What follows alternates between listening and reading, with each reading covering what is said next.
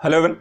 उत्तर Pradesh budget 2021-22 प्रस्तुत किया गया और इस बजट के माध्यम से उत्तर प्रदेश की अर्थव्यवस्था के साथ साथ क्षेत्रवार किस तरीके की प्रमुख घोषणाएं की गई हैं उनका हम यहां पर विश्लेषण करेंगे। तो चलिए यहां पर देखते हैं कि इस साल उत्तर प्रदेश बजट में परीक्षा प्रयोगी दृष्टिकोण से आपके लिए क्या क्या महत्वपूर्ण है जो कि प्रश्न के रूप में पूछे जा सकते हैं। तो सबसे पहले यहां पर इस साल के बजट में जो कि प्रस्तुतिकरण के साथ एक चीज स्पष्ट की गई कि उत्तर प्रदेश का बजट जो है आत्मनिर्भर उत्तर प्रदेश की संकल्पना को दृष्टिकोण में ध्यान में रखकर किया गया है और यहां पर इसके आत्मनिर्भर उत्तर प्रदेश को लेकर चार चीजों को स्पष्ट किया है, चार स्तंभ बताए गए हैं। पहला, अवस्थापना विकास को ज्यादा प्राथमिकता दी जाएगी, जन स्वास्थ्य को यहां पर बेहतर बनाया जाएगा, मानव संपदा एवं सामाजिक सांस्कृतिक विकास के संदर्भ में यहां पर ज्यादा निवेशक स्थितियों को किया जाएगा और कृषि एवं संबंध क्रियाकलापों के विकास को सुनिश्चित किया जाएगा। तो इस तरीके से आत्मनिर्भर उत्तर प्रदेश के अंतर्गत अवस्थापना, जन स्वास्थ्य, मानव संपदा और कृषि चार प्रमुख स्तंभों के रूप में बजट में इस साल रखे गए हैं। दूसरा, यहां पर प्रोस्पेक्टिव प्रस्तुत किया गया सुरक्षित उत्तर प्रदेश, एक सेफ उत्तर प्रदेश को यहां पर इस साल के बजट में यहां पर इस पर चर्चा की गई, जिसमें कहा गया कि उत्तर प्रदेश पुलिस और फोरेंसिक साइंस इंस्टीट्यूट की इसके लिए स्थापना की जाएगी और साथ ही साथ 1535 थानों में महिला हेल्प डेस्क की स्थापना की जाएगी और इसके माध्यम से यहां पर एक सुरक्षित उत्तर प्रदेश की संकल्पना को विकसित किया जाएगा। तीसरा जो प्रोस्पेक्टिव यहां पर देखने को मिलता है, किसान को एक बड़ी प्राथमिकता दी गई। जिस तरीके से आंदोलन की प्रक्रिया भी देखने को मिली है वहां पर यह कहीं ना कहीं अंदेशित था कि किसानों को एक प्राथमिकता दी जानी चाहिए थी इस बजट में और वैसा ही कुछ यहां पर देखने को भी मिलता है। अब देखिए इस साल के जो इस बजट में यहां पर एक प्रस्तुतिकरण है जिसमें रवि विपणन के संदर्भ में, रवि विपणन को अगर हम देखें तो वर्ष 2020-21 में प्रदेश में करीब 5,896 गेहूं क्रय केंद्रों को स्थापित करना या 35,76,000 मीट्रिक टन गेहूं की क्रय का निर्णय लिया गया है।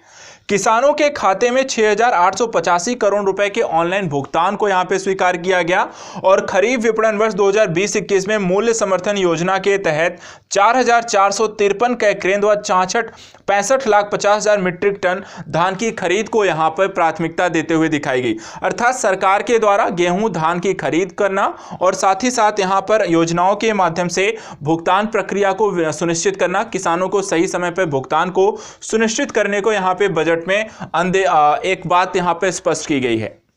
इसके अतिरिक्त 108 मक्का क्रय केंद्रों की स्थापना, 101 जिसमें 1,06,000 मीट्रिक टन यहां पर अधिक खरीद को यहां पर इस बार प्राथमिकता दी गई है। प्रधानमंत्री किसान सम्मान निधि से 2 करोड़ 40 लाख किसानों को करीब 27,123 करोड़ का यहां पे भुगतान करने को इस साल के बजट में स्पष्ट किया गया है।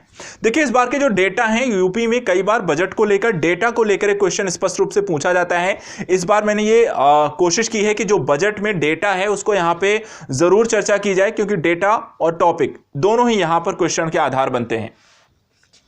तीसरा पॉइंट यहां पर एक और टॉपिक था जिसमें बजट में कहा गया कि आत्मनिर्भर कृषक समन्वित विकास योजना प्रस्तुत की गई है और इस बजट में इसे 2021-22 के संदर्भ में इसको निम्नलिखित बिंदुओं को स्पष्ट किया गया है, जिसमें देखिए पहला कहा गया कि प्रदेश के एग्रो क्लाइमेट जोन में अधिक उत्पादकता वाली फसलों का चिन्हीकरण करना, उत्पादकता वाली फसलों का चिन्हीकरण, उत्पादकता कृषि हेतु नवीन तकनीकी एवं निवेश को बढ़ावा देना, चयनित उत्पादों का मूल्यवर्धन करना, विपणन हेतु बाजार तैयार किया जाना, ब्लॉक स्तर पर कृषक उत्पादन संगठनों की स्थापना करना, किसानों को मुफ्त पानी हेतु 700 करोड़ रुपए की व्यवस्था करना, रियायती दरों पर फसली ऋण चेक के लिए 400 करोड़ की व्यवस्था और प्रधानमंत्री किसान ऊर्जा सुरक्षा उत्थान महाअभियान के तहत 2021-22 में 15,000 सोलर पंपों की स्थापना का भी यहां पर इस बजट में यहां पर उल्लेख किया गया है।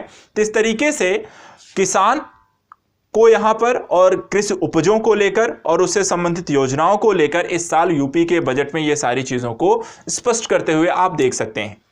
किसानों के बाद महिला को भी इस साल के बजट में महिलाओं के संदर्भ में कुछ घोषणाएं की गई, उनको यहां पे देख लेते हैं। देखिए पहली चीज यहां पे मुख्यमंत्री सक्षम सुपोषण योजना जो 2021-22 के लिए एक नई योजना प्रस्तुत की गई है जिसकी घोषणा इस साल के बजट में स्पष्ट की गई है। इसमें महिलाओं और बच्चों में कुपोषण की समस्या के समाधान करने को लेकर प्राथमिकता दिया गया है। 6 माह से लेकर 5 वर्ष तक के जो बच्चे हैं उनमें कुपोषण की समस्या को दूर करना, 11 से 14 वर्ष के एनीमिया ग्रस्त किशोरी बालिकाओं में इस समस्या के निराकरण को लेकर प्रयास करना, और इसके लिए यहां पे 100 करोड़ रुपए को आवंटित किया गया है बजट में। इसके अतिरिक्त एक पुष्टाहार कार्यक्रम संचालित किया जाएगा, इसके लिए 4094 करोड़ तथा राष्ट्रीय पोषण अभियान के लिए 415 करोड़ रुपए का आवंटन भी बजट में किया गया। महिला सामर्थ्य योजना प्रारंभ की जाएगी, जिसके माध्यम से ग्रामीण अंचलों में महिला दुग्ध उत्पादकों की आजीविका में वृद्धि हेतु यहां पे 200 करोड़ का आवंटन यहां पे प्रस्तावित है। तो एक तरीका से महिलाओं को सामर्थ्यवान बनाने के संदर्भ में और आजीविका के नए स्रोतों के विकास के संदर्भ में यहां पे ये योजना प्रारंभ की गई है, और यहां पर उसके लिए 200 करोड़ भी आवंटित किए गए। इसके अतिरिक्त निराश्रित अर्थात ऐसी महिलाएं जो किसी पर यहां पर आश्रित नहीं है, आश्रित हैं, तो उनको, या फिर बेसहारा कह सकते हैं आप, बेसहारा महिलाएं हैं, उनके पेंशन के संदर्भ में यहां पे 500 रुपए प्रतिमाह का भुगतान उत्तर प्रदेश सरकार के द्वारा किया जाएगा। महिलाओं के बाद जो अगला मुद्दा यहां पे बजट में स्पष्ट किया गया युवाओं को लेकर, और युवाओं के संदर्भ में अगर हम देखें तो एक योजना प्रारंभ की गई जिसका नाम था मुख्यमंत्री अभ्युदय योजना का यहां पे शुभारंभ किया गया, और इसके बारे में आपने न्यूज में भी सुना होगा। मुख्यमंत्री अभ्युदय योजना जो है निःशुल्क कोचिंग एक योजना है। इस योजना के तहत यहां पर आपको यूपीएससी का हो, यूपीपीएससी का हो, या फिर यूपीएससी के एग्जाम हो, उनके संदर्भ में राज्य सरकार के द्वारा निःशुल्क यहां पे कोचिंग की उपलब्धता को सुनिश्चित करना है। नेशनल कैरियर सर्विस प्रोजेक्ट के अंतर्गत प्रदेश में मॉडल कैरियर सेंटर की भी स्थापना की जाएगी, जिसके लिए यहां पे 12 अन्य जनपदों में इसको लेकर कार्य योजना संचालित करना है। युवा खेल विकास एवं प्रोत्साहन योजना के लिए यहां पर 55 करोड़ रुपए आवंटित किए गए हैं। मेरठ में एक नए स्पोर्ट्स कॉलेज की स्थापना की जाएगी, जिसके लिए 20 करोड़ का आवंटन किया गया है। युवा अभिभावकों यहां पे युवा अधिवक्ताओं के आर्थिक असहायता हेतु यहां पे कॉर्पस फंड में 5 करोड़ व अधिवक्ता चैंबर्स निर्माण हेतु 20 करोड़ की धनराशि का भी आवंटन इस बजट में यहां पर किया गया है। तो मूल रूप से यहां पे युवाओं के संदर्भ से देखें तो एक बेहतर जॉब ओरिएंटेशन के संदर्भ में निःशुल्क कोचिंग, टैबलेट की व्यवस्था, स्पोर्ट्स कॉलेजों की स्थापना, अधिवक्ताओं के संदर्भ चैंबर्स की स्थापना के संदर्भ में आपके इस बजट में मुख्य विशेषताएं आपको देख सकते हैं। इसके बाद श्रमिक कल्याण को लेकर भी इस साल के बजट में कुछ चीजों को यहां पर स्पष्ट किया गया है, जिसमें मुख्यमंत्री प्रवासी श्रमिक उद्यमिता विकास योजना को प्रारंभ किया जाएगा, और इसके लिए यहां पर 100 करोड़ का आवंटन करके मुख्यमंत्री के प्रवासी श्रमिकों के संदर्भ में किस तरीके के उद्योग यूपी में स्टार्ट किए जा सकते हैं उसको लेकर कार्य योजना का निर्माण करना। महिला श्रमिकों के संदर्भ में विभिन्न रोजगारों में समान अवसरों में वृद्धि करना, कार्य की प्रकृति, कार्य के घंटे व पुरुषों के समान पारिश्रमिक के लिए सलाहकार समिति का भी गठन किया गया है, क्योंकि कहीं ना कहीं एक लैंगिक विभेद की स्थिति देखी जाती है, उसे समाप्त करने की यहां पे पॉलिसी को अपनाए जाने को लेकर कार्य करना है। इसके अतिरिक्त श्रमिकों के बच्चों की शिक्षा एक बड़ा मुद्दा होता है, क्योंकि इनकी आय इतनी अच्छी नहीं होती है कि वो अपने बच्चों को एक बेहतर स्कूल कॉलेजों में या कहीं भी आपको शिक्षित करा सकें। ऐसी स्थिति में श्रमिकों के बच्चों की शिक्षा के लिए 18 मंडलों में प्रत्येक मंडल में एक अटल आवासीय विद्यालय की स्थापना की जाएगी, और इसके लिए 270 करोड़ प्रस्तावित हैं। उत्तर प्रदेश कामगार एवं श्रमिक सेवा योजन एवं रोजगार आयोग का गठन श्रमिकों की सामाजिक आर्थिक सुरक्षा के सर्वांगीण विकास के संदर्भ में यहां पर किया गया है। जन स्वास्थ्य की बात करते हैं। जन स्वास्थ्य के संदर्भ में कोविड-19 टीकाकरण योजना के लिए 50 करोड़ यहां पर यूपी सरकार के द्वारा आवंटित किए गए हैं। राष्ट्रीय ग्रामीण स्वास्थ्य मिशन के लिए 5395 करोड़, आयुष्मान भारत योजना के लिए 1300 करोड़, आयुष्मान भारत मुख्यमंत्री जन आरोग्य योजना के लिए 142 करोड़ और प्रधानमंत्री मातृत्व वंदना योजना के लिए 320 करोड़ का यहां पे आवंटन किया गया है। कोई नई योजना प्रारंभ नहीं की गई है, पुरानी चल रही योजनाओं के संदर्भ में उनको आगे चलायमान रखने के लिए यहां पर इस साल के बजट में सिर्फ राशियों का आवंटन आपको देखने को मिल सकता है। जनस्वास्थ्य के अतिरिक्त चिकित्सा सेवा को लेकर यहां पे चिकित्सा शिक्षा को प्राथमिकता दी गई है, और चिकित्सा शिक्षा के संदर्भ में सरकार के द्वारा कुछ घोषणाएं की गई, जैसे कि संजय गांधी पीजीआई में लखनऊ में एक लेवल 3 बायो सेफ्टी लैब की स्थापना का यहां पे निर्णय लिया गया है। दूसरा, राष्ट्रीय डिजिटल स्वास्थ्य मिशन के लिए 23 करोड़ का आवंटन, 13 जनपदों में 1950 करोड़ की लागत से नए मेडिकल कॉलेजों की स्थापना का निर्णय, निर्धन आबादी की असहाय रोगों की चिकित्सा सुविधा हेतु 100 करोड़ की व्यवस्था का भी प्रावधान। प्रदेश में 2 एम्स कॉलेज जो कि गोरखपुर और रायबरेली में स्थापित किए जाने हैं। लखनऊ, प्रयागराज व मेरठ में मेडिकल कॉलेजों में डायबिटिक रेटिनोथेरेपी उपचार सेंटर की स्थापना की जाएगी और SGPGI में लखनऊ में उन्नत मधुमेह केंद्र की स्थापना का निर्णय यहां पर किया गया है। तो इस तरीके से कुछ पॉइंट्स को जरूर ध्यान रखिएगा। इस तरीके की अवस्थापना संबंधी निर्णय आपके क्वेश्चन के रूप में पूछे जा सकते हैं कि जैसे कि लेवल 3 बायोसेफ्टी लैब कहाँ स्थापित की जा रही है, या फिर डायबिटिक रेटिनोथेरेपी उपचार सेंटर कहाँ स्थापित किए जाएंगे, या फिर आपको उन्नत मधुमेह केंद्र की स्थापना कहाँ की जाएगी। तो इसको लेकर क्वेश्चन बन सकते हैं। अगली बात करते हैं स्वच्छता को लेकर। देखिए, स्वच्छता में सभी घरों तक जल हेतु जल जीवन मिशन ग्रामीण के तहत 2024 तक सुव्यवस्था हेतु 15,000 करोड़ रुपए की एक व्यवस्था यहां पे सुनिश्चित की गई है इस साल के बजट में। दूसरा, जल जीवन मिशन शहरी के तहत शहरी स्थानीय निकायों में घरेलू जल कनेक्शन के साथ सर्वसुलभ जल आपूर्ति और अमृत शहरों में तरल अवशिष्ट प्रबंधन की व्यवस्था को भी सुनिश्चित करना है। इसके अतिरिक्त मुख्यमंत्री RO योजना के तहत गोरखपुर मंडल और चित्रकूट मंडल में प्राथमिक एवं उच्च प्राथमिक विद्यालयों में 25-25 लीटर भंडारण क्षमता संयंत्र स्थापना हेतु 22 करोड़ का यहां पे आवंटन स्वच्छता के दृष्टिकोण से यहां पर यूपी के बजट में देखने को मिला है। इसके अतिरिक्त स्वच्छ सर्वेक्षण में प्रदेश को 7वीं रैंक मिली है, जो ये दिखाता है कि सरकार के द्वारा किए जाने वाले प्रयासों का एक बेहतर रिजल्ट आपको देखने को मिला है। चलिए अब बात करते हैं नागरिक उड्डयन के क्षेत्र में यूपी सरकार के द्वारा यूपी के बजट में क्या निर्णय लिए गए। तो देखिए, पहली बात, उत्तर प्रदेश नागर विमानन प्रोत्साहन नीति के अंतर्गत रीजनल कनेक्टिविटी स्कीम के साथ साथ नॉन रीजनल कनेक्टिविटी स्कीम के तहत उड़ानों को प्रोत्साहन देना है। इसके तहत प्रदेश में 7 इस समय ऑपरेशनल एयरपोर्ट्स हैं और मर्यादा पुरुषोत्तम श्रीराम हवाई अड्डा जो अयोध्या में बनना है उसके लिए यहां पर 101 करोड़ का आवंटन किया गया। साथ ही जेवर में निर्माणाधीन अंतर्राष्ट्रीय एयरपोर्ट के लिए 2000 करोड़ का आवंटन इस साल के बजट में देखने को मिला। इसके अतिरिक्त कुशीनगर एयरपोर्ट को अंतर्राष्ट्रीय एयरपोर्ट घोषित किया गया और इसके साथ ही साथ यहां पर लखनऊ, वाराणसी, कुशीनगर और गौतम बुद्ध नगर यहां पे 4 यूपी में अंतर्राष्ट्रीय एयरपोर्ट्स बन चुके हैं या उनके कह सकते हैं संख्या हो चुकी है। इसके अतिरिक्त भारत सरकार की उड़ान योजना के अंतर्गत प्रदेश के अलीगढ़, आजमगढ़, मुरादाबाद, श्रावस्ती, चित्रकूट, सोनभद्र स्थित हवाई पट्टी हवाई सेवा चयनित हुए हैं। तो हवाई सेवा के संदर्भ में यहां पर उड़ान योजना के अंतर्गत कई अन्य जिलों को उड़ान योजना के साथ यहां पे जोड़े जाने का निर्णय लिया गया है। अब बात करते हैं ऊर्जा। उत्तर प्रदेश की जनसंख्या जिस तरीके से है उसके लिहाज से अगर हम देखें तो ऊर्जा की आवश्यकता की मांग भी दिन प्रतिदिन बढ़ती जा रही है। 24,000 करोड़ मेगावाट की इस समय विद्युत की उपलब्धता उत्तर प्रदेश में देखने को मिलती है। 8,262 मेगावाट उत्पादन क्षमता में वृद्धि की वर्तमान समय में मांग अगर देखने को मिल सकती है। इसके अतिरिक्त सौर ऊर्जा नीति 2013 के अंतर्गत 420 मेगावाट क्षमता की 24 सौर पावर परियोजना का संचालन भी किया जा रहा है, जिसके माध्यम से सौर ऊर्जा के माध्यम से विद्युत उत्पादन को सुनिश्चित किया जाएगा।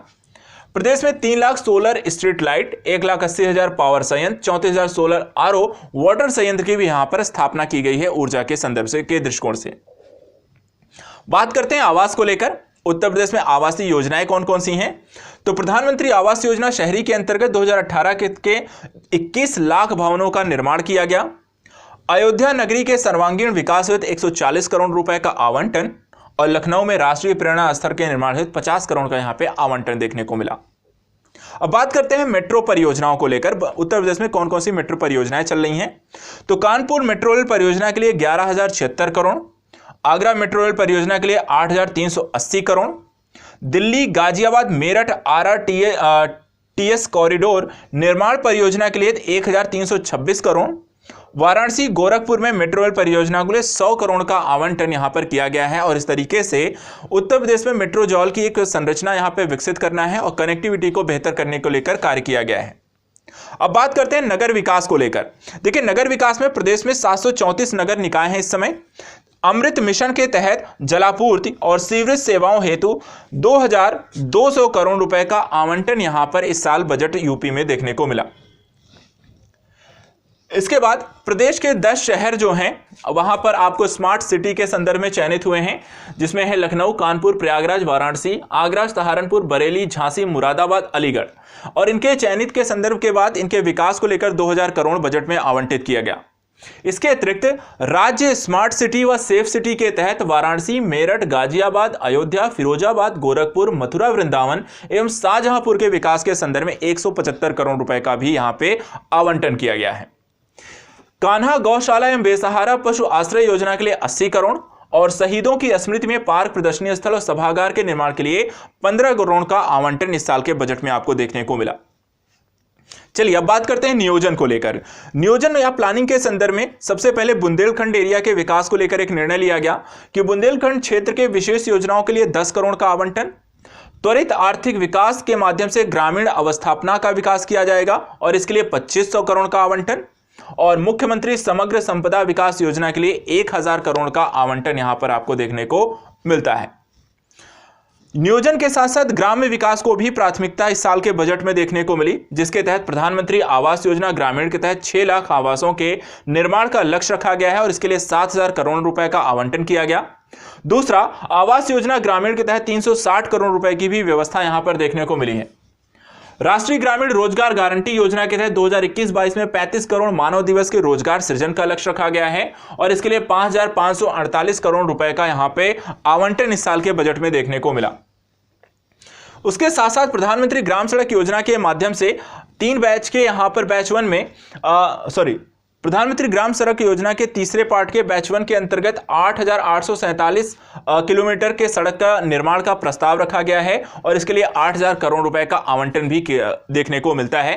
तो इस तरीके से ग्रामीण क्षेत्र के अवस्थापना विकास, उसको बेहतर कनेक्टिविटी के माध्यम सड़कों से जोड़ना, ग्रामीण लोगों के लिए रोजगार के अवसरों का सृजन ग्राम विकास के दृष्टिकोण से यहां पर इस साल के बजट में प्राथमिकता है।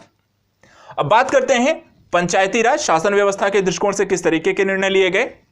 तो प्रत्येक न्याय पंचायत में 2 चंद्रशेखर आजाद ग्रामीण विकास सचिवालय की स्थापना का निर्णय लिया गया, जो कि 10 करोड़ इसके लिए मिले हैं। मुख्यमंत्री पंचायत प्रोत्साहन योजना के तहत उत्कृष्ट ग्राम पंचायतों के लिए 25 करोड़ का आवंटन। बहुउद्देशीय पंचायत भवनों के निर्माण हेतु 20 करोड़ का। राष्ट्रीय ग्राम स्वराज अभियान योजना के अंतर्गत पंचायतों की क्षमता संवर्धन, प्रशिक्षण, पंचायतों में संरचनात्मक ढांचे के निर्माण के लिए 653 करोड़ का यहां पे आवंटन। अब बात करते हैं कृषि शिक्षा एवं अनुसंधान को। सबसे जरूरी पहलू है अनुसंधान, जितना ज्यादा होगा उतनी ही बेहतर और गुणवत्तापूर्ण शिक्षा और बेहतर प्रोडक्ट के निर्माण के अवसर आपको मिल सकते हैं। ऐसी स्थिति में उत्तर प्रदेश सरकार के द्वारा भी कृषि अनुसंधान और शिक्षा को बढ़ावा दिया जा रहा है, जिसमें कृषि अनुसंधान और कृषि विश्वविद्यालयों की स्थापना का निर्णय लिया गया, जिसमें अयोध्या में धान अनुसंधान, कानपुर में गेहूं और सब्जी के अनुसंधान केंद्र, मेरठ में बायो तकनीकी से बासमती धान के फसल सुधार के लिए अनुसंधान केंद्र, बांदा में यहां पे शुष्क खेती का अनुसंधान केंद्र, प्रयागराज में छोटे व मध्यम कृषि यंत्रों पर अनुसंधान केंद्र यहां पे स्थापित किए जाने के निर्णय लिए गए। इसके अतिरिक्त प्रदेश में 20 नवीन कृषि विज्ञान केंद्रों की स्थापना का भी निर्णय यहां पर इस साल के बजट में लिया गया है। इसके बाद दुग्ध विकास को लेकर बात करते हैं।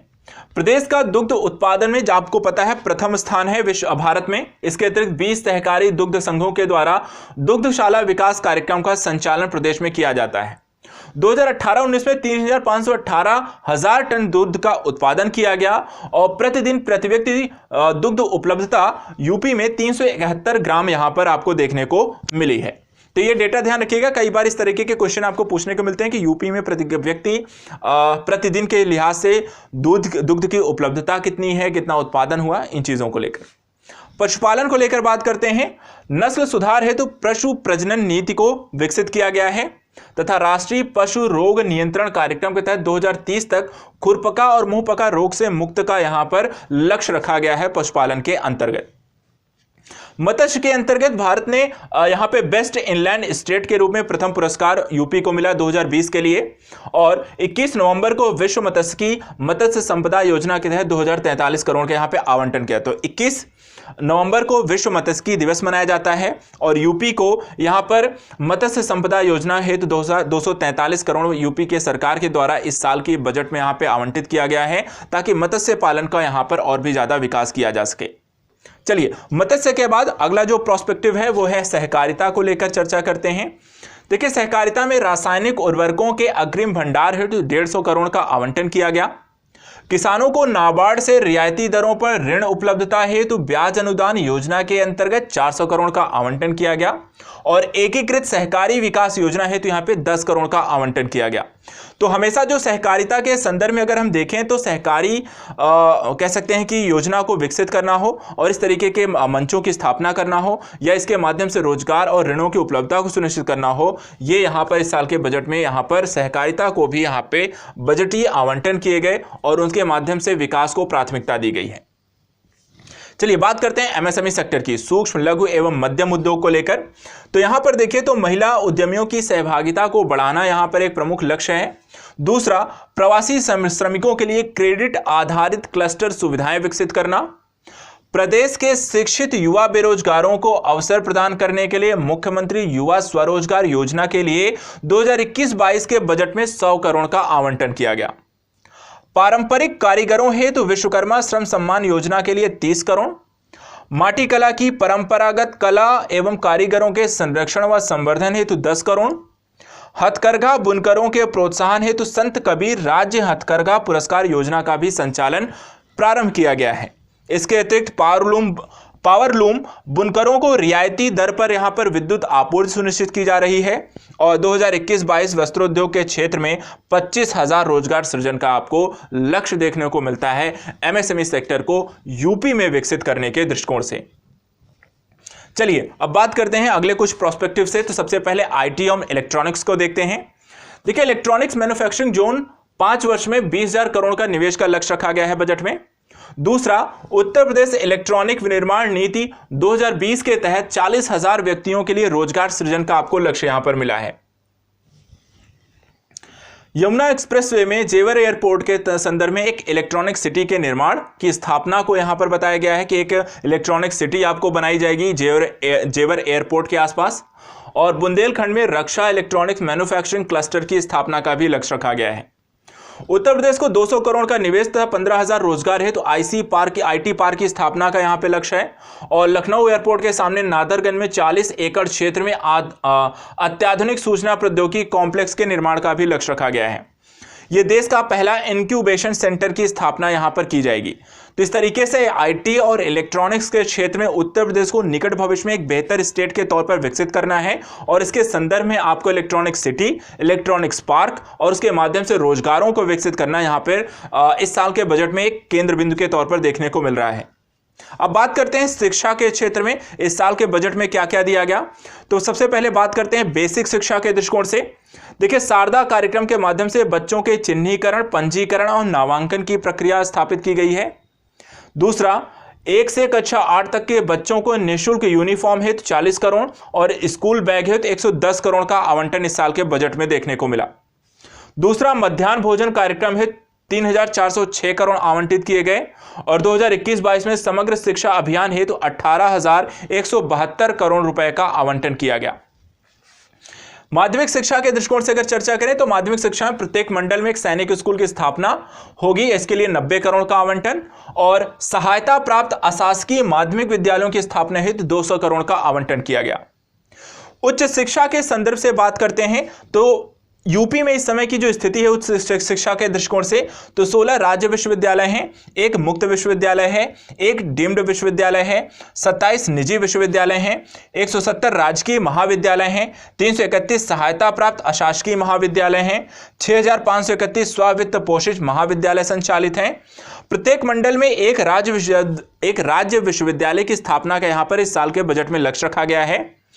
सहारनपुर, आजमगढ़ एवं अलीगढ़ में 3 नए राज्य विश्वविद्यालय की स्थापना को सुनिश्चित करने की बात की गई है। 2021-22 में राजकीय महाविद्यालयों के भवन निर्माण हेतु यहां पे 200 करोड़ का बजट भी आवंटित आपको देखने को मिलेगा। व्यवसायिक शिक्षा एवं कौशल विकास के दृष्टिकोण से देखें तो प्रदेश में 16 नए राजकीय औद्योगिक प्रशिक्षण संस्थान को पीपीपी मॉडल पर विकसित करने को यहां पर विकसित किया जाएगा, इसकी यहां पे चर्चा की गई। चलिए शिक्षा के बाद अब बात करते हैं संस्कृति और धर्मार्थ कार्यों के संदर्भ में। तो सबसे पहले देखिए यहां पे नैमिषारण्य, चित्रकूट, विंध्याचल, शाकुंभरी देवी तथा शुक्र तीर्थ का समग्र विकास करने का निर्णय लिया गया है। चौरी चौरा शताब्दी महोत्सव पर 100 वर्ष पूर्ण होने के अवसर पर यहां पे 15 करोड़ की व्यवस्था का आयोजन किया गया। लखनऊ में उत्तर प्रदेश जनजातीय संग्रहालय की स्थापना की जाएगी 8 करोड़ से। शाहजहांपुर में स्वतंत्रता संग्राम संग्रहालय की स्थापना की जाएगी, इसके लिए 4 करोड़ दिए गए हैं। उत्तर प्रदेश गौरव सम्मान के अंतर्गत प्रदेश के साहित्यकारों कलाकारों को सम्मानित करने का लक्ष्य रखा गया है और इसके लिए प्रत्येक वर्ष 5 व्यक्तियों को यहां पे सम्मानित किया जाएगा। 80 वर्ष से अधिक आयु के वृद्ध व विभिन्न कलाकारों को 2000 रुपए प्रतिमाह पेंशन देने की बात की गई है इस साल के यूपी के बजट में। पर्यटन के दृष्टिकोण से अगर हम देखें तो अयोध्या व वाराणसी में पर्यटन सुविधाओं के विकास एवं सौंदर्यीकरण के लिए 100 करोड़ रुपए दिए गए। चित्रकूट के पर्यटन स्थल के विकास के लिए 20 करोड़ और विंध्याचल नैमिषारण्य में स्थल विकास के संदर्भ में 30 करोड़ का आवंटन यहां पे पर्यटन के दृष्टिकोण से दिया गया है। अब बात करते हैं वन एवं पर्यावरण के लिए, तो 2020, 2021 और 2022 के वृक्षारोपण लक्ष्य रखे गए हैं, जैसे कि 2020 के लिए 25 करोड़, 2021 के लिए 30 करोड़ और 2022 के लिए 35 करोड़ वृक्षारोपण का लक्ष्य यहां पे यूपी सरकार के द्वारा रखा गया है। बाघों की संख्या की बात करें तो 2018 में इनकी संख्या 173 बताई गई है। राज्य प्रतिकारात्मक वनारोपण योजना के लिए यहां पे 600 करोड़ और सामाजिक वानिकी कार्यक्रम प्रोत्साहन हेतु 400 करोड़ रुपए का आवंटन यूपी सरकार के द्वारा किया गया। चलिए नेक्स्ट टॉपिक देखें, समाज कल्याण को लेकर इस साल के बजट में क्या रहा। वृद्धावस्था एवं किसान पेंशन के लिए 3100 करोड़ का आवंटन किया गया। राष्ट्रीय पारिवारिक लाभ के लिए 500 करोड़, अनुसूचित जनजाति तथा सामान्य वर्ग की छात्रवृत्ति के संदर्भ में यहां पे 1430 करोड़, मुख्यमंत्री सामूहिक विवाह योजना के लिए 250 करोड़, गरीबी रेखा के नीचे जीवन यापन करने वाले एससी और सामान्य वर्ग की लड़कियों की शादी के लिए 150 करोड़ रुपए का आवंटन इस साल के बजट में देखने को मिला। इसके बाद पिछड़ा वर्ग के संदर्भ में अगर हम बात करें तो पिछड़ा वर्ग के संदर्भ में छात्रवृत्ति योजना के लिए 1375 करोड़, जो छात्र छात्राओं की शिक्षा के संदर्भ में उनको छात्रवृत्ति प्रदान की जाएगी। इसके अतिरिक्त पिछड़ा वर्ग के निर्धन व्यक्तियों की पुत्रियों की शादी के संदर्भ में यहां पर 150 करोड़ का आवंटन दिया गया है। इसी तरह अल्पसंख्यक कल्याण के संदर्भ में भी आवंटन किया गया है। छात्रवृत्ति के लिए 829 करोड़, साथ ही अल्पसंख्यक बाहुल्य जनपदों में पेयजल, स्वास्थ्य, शिक्षा, अवस्थापना सुविधाओं के विकास के लिए 588 करोड़ का आवंटन किया गया।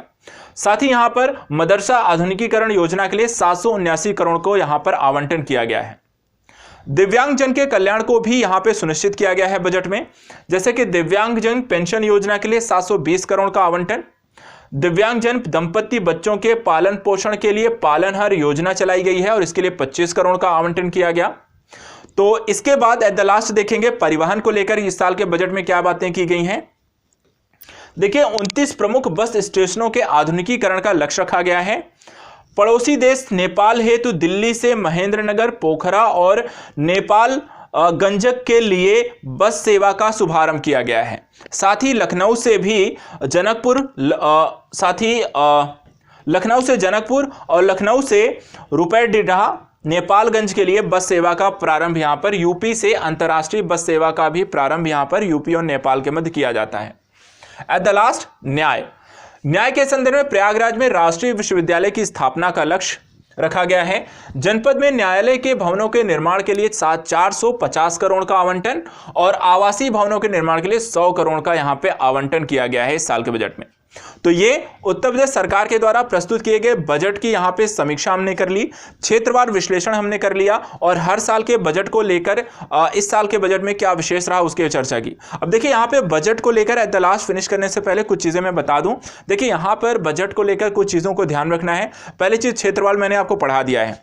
दूसरा यहां पर यह देखना है कि कौन सी योजनाएं सरकार ने घोषित की हैं और तीसरा यह देखना है कि यहां पर किस बजट या पर्टिकुलर किसी योजना के संदर्भ में या किसी भी क्षेत्र के संदर्भ में किसी प्रकार के कार्य के संदर्भ में यूपी सरकार के द्वारा कितना बजट आवंटित किया गया है, क्योंकि यूपी को लेकर जो बजटी जो क्वेश्चन बनते हैं वो यही पूछेंगे, इससे ज्यादा और कम के संदर्भ में आपकी स्थितियां इसमें दिखाई नहीं देंगी। तो ये पूरा यहाँ पे आपको बजट इसमें देखने को मिलता है और बजट से संदर्भित यहाँ पे कार्य प्रक्रियाएं आपको देखने को मिलती हैं। एट द लास्ट अगर हम बात करें एक चीज और यहाँ पर आई थिंक सो रह जाती है जो कि हम देख लेंगे तो ज्यादा अच्छा रहेगा। देखिए इस साल के बजट में यूपी के जो बातें की गई हैं बजटीय दृष्टिकोण से यहाँ पे ये समझ लेते हैं, जो बजट आता है हर साल के बजट में, तो एक होता है कि बजट इस साल के में क्या घाटा, राजस्व हानि, ये सारी चीजें भी होती हैं, तो इसको भी यहाँ पे समझ लीजिए। देखिए 2019-20 के वास्तविक आंकड़े जो बजट है उसमें होता क्या क्या है, तो वास्तविक आंकड़ा होता है 2019-20 का, 2020-21 के बजट का अनुमान होता है, 2020-21 का संशोधित अनुमान होता है और 2021-22 का बजट अनुमान होता है। तो यहाँ पर हमें यही देखना है। तो हमें देखिए मूल रूप से जो बजट आता है एट द लास्ट, यहाँ पर देखिए तो ये चीजें हमें देखनी होती हैं कि किस तरीके से यहाँ पे बजट की स्थिति आपकी कैसी है। तो अगर वर्तमान समय में अगर स्थितियों को हम देखें तो यहाँ पर जो बात एक स्पष्ट रूप से इसमें करने को मिलती है, देखने को मिल रही है, वो ये है कि आपका जो टोटल बजट है वो कैसा इसमें आपको दिखाई देता है इस साल के बजट में। तो हम जैसे बात कर रहे थे, तो यहाँ पर आपको जो आंकड़ा मिलता है, एक वास्तविक आंकड़ा मिलेगा, बजट अनुमान मिलेगा, संशोधित अनुमान मिलेगा और बजट अनुमान मिलेगा। तो एट द लास्ट हमें जो देखना है उत्तर प्रदेश के बजट की स्थिति में आपको जो पोर्शन देखना है, यहाँ पे जो घाटा है, कुल व्यय कितना है। तो कुल व्यय की अगर हम स्थिति देखें तो यहाँ पर आपको 55,000, यहाँ पर अगर देखा जाए तो करीब 5,50,270 करोड़ रुपए का बजट है यहाँ पर। ये इस साल का सबसे बड़े अर्थात यूपी का अब तक का सबसे बड़ा बजट है, जो 5,50,270 करोड़ रुपए का टोटल ये बजट आपको इसमें देखने को मिल रहा है, जो कुल व्यय सरकार इसमें करने वाली है। अब इसमें देखिए जो राजस्व बजट की स्थिति है वो 23,210 करोड़ रुपए की है और राजकोषीय जो घाटे की स्थिति है वो 90,729 करोड़ रुपए का यहाँ पर अनुमानित किया गया है कि बजट यहाँ पर घाटा हो सकता है। इसके अतिरिक्त जो प्रारंभिक घाटे की स्थिति है वो यहां पर 47,199 करोड़ रुपए की जो घाटा यहां पे प्राथमिक घाटा, यहां पे प्रारंभिक घाटा जो जिसको हम कहते हैं, वो हो सकता है इस साल के बजट में ये अनुमानित किया गया है। पिछले संदर्भ से अगर हम तुलना करके देखें तो यहां पर जो पिछले 2020 के संदर्भ में जो बजटीय स्थितियां थी वहां पर इसके मुकाबले बजटीय घाटा, राजकोषीय घाटा या प्रारंभिक घाटा जो है वो काफी बढ़ा हुआ दिखाई देता है, जिसका एक कारण यहां पे कोविड-19 के इंपैक्ट के तौर पे आप इसे देख सकते हैं। बाकी इसमें यूपी सरकार के द्वारा जो हर एक चीज को अगर हम देखें तो कर राजस्व के संदर्भ में क्या डाटा है वो भी आप इसमें देख सकते हैं। देखिए यहाँ पे जो राजस्व लेखे की जो यूपी सरकार को बजट अनुमान लगाया गया कि 4,18,340 करोड़ रुपए की प्राप्ति होगी। इसके अतिरिक्त यहाँ पे पूंजी लेखे के अंतर्गत यहाँ पर 27,841 करोड़ रुपए की यहाँ पे पूंजी लेखे की प्राप्तियां होंगी। कुल प्राप्तियों की बात करें तो यहाँ पे करीब 5,06,181 करोड़ रुपए की प्राप्तियों की यहाँ पे बात की गई है। और यहाँ पर इसी तरीके से व्यय की बात कर दी जाए तो यहाँ पर आपको व्यय की स्थितियां भी आप इसमें देख सकते हैं। जो राजस्व लेखे पर व्यय की स्थितियां यहाँ पर आपको स्पष्ट की गई हैं, पूंजी खाता के परिव्यय की स्थितियां स्पष्ट की गई हैं। तो ये पूरा बजट के संदर्भ में यहाँ पर पूरी जानकारी दी गई है। लेकिन मूल रूप से जो आपसे क्वेश्चन पूछा जा सकता है तो यहाँ पे कुल व्यय की स्थितियां ध्यान रखिएगा। सबसे बड़ा बजट है 5,50,000 करोड़ रुपए, 5,50,270 करोड़ रुपए का बजट जो अब तक का सबसे बड़ा बजट है। और दूसरी चीज है राजस्व बजट को ड्रॉप करिए, लेकिन राजकोषीय घाटा और प्रारंभिक घाटा को ध्यान रखना है। यहां पर कितना हो रहा है, कितना अनुमान लगा है, यह भी कई बार आपको क्वेश्चन में पूछा जा सकता है। इसके अतिरिक्त यहां पर ये आपसे पूछा जा सकता है कि यूपी सरकार के द्वारा जो कितनी आय और कितनी व्यय यहां पर आपको देखने को मिलती है, किस क्षेत्र से कितना आया और किस क्षेत्र से कितना यहां पर आपको गया है की स्थिति। तो आय और व्यय की स्थितियां यहां पर आप देख सकते हैं, कितना यूपी सरकार के पास आय के साधन क्या है और व्यय के यहां पे स्रोत क्या है। तो यहां पर देखिए जो आय प्राप्त होती है तो स्वयं का कर राजस्व से यूपी सरकार को 34.5% यहां पर आय होगी 2021-22 के संदर्भ में। इसके बाद करेत्तर राजस्व यहां पे 4.7% हिस्सा होता है। केंद्रीय करों में राज्यांश की स्थिति 22.1% हिस्सा है। केंद्र सरकार से सहायता अनुदान के रूप में 16.2%, लोक लेखा शुद्ध के संदर्भ में 1%, लोक ऋण यहां पे 14%, आकस्मिक निधि शुद्धता के संदर्भ में 0.1%, ऋण और अग्रिम की वसूली के 0.4%, समस्त लेन देन का शुद्ध परिणाम 7%।